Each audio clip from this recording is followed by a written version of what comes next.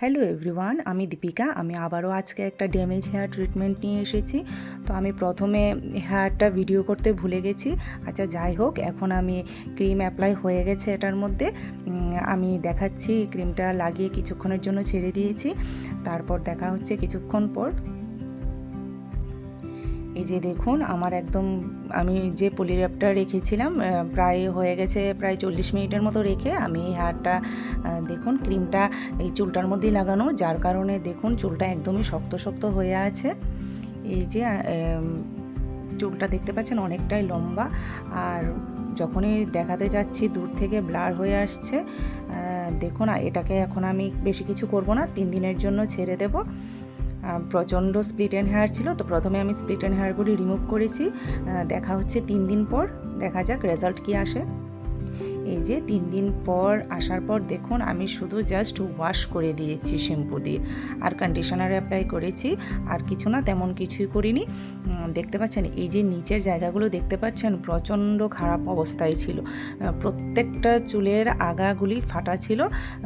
তো প্রথমে আমি এগুলোকে রিমুভ করেছি, রিমুভ করে তারপর আমি ক্রিম অ্যাপ্লাই করেছি।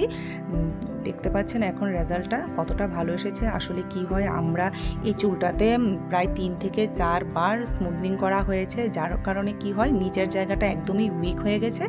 উপরের জায়গাটা তো বেশ ভালোই থাকে, কিন্তু নিচের জায়গাটার অবস্থা খুবই খারাপ হয়ে যায়, যার কারণে নিচের জায়গাটা একদমই পাতলা। আর সবগুলো চুল দেখুন, একটু লক্ষ্য করলে দেখতে পারবেন ভাঙা ভাঙা অবস্থায় আছে। যখন আসলে চুলটা উইক হয়ে যায় তখন কি হয়, ভেঙে ভেঙে সবগুলোই চুল পড়ে যায়। আর এখন যেহেতু স্ট্রেটনিং স্মুথনিং করানোর পর এই সমস্যাটা অনেকেরই হচ্ছে, নিচের চুলগুলি ভেঙে ভেঙে পড়ে যায়, আগাগুলি ফেটে যায়, মানে অনেকটাই উইক হয়ে যায়। কিন্তু উপরের চুলটা বেশ ভালো থাকে, কিন্তু নিচের চুলটার অবস্থা খুবই খারাপ দেখা যায়। তো দেখুন, যাদেরই আমি বারবার করে বলছি, যাদেরই এই প্রবলেমটা হচ্ছে তারা অবশ্যই যোগাযোগ করবেন।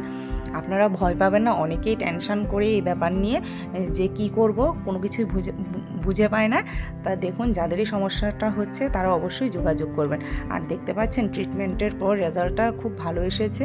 আমি বলবো এতবার স্মুথনিং স্ট্রেটনিং না করানোই ভালো।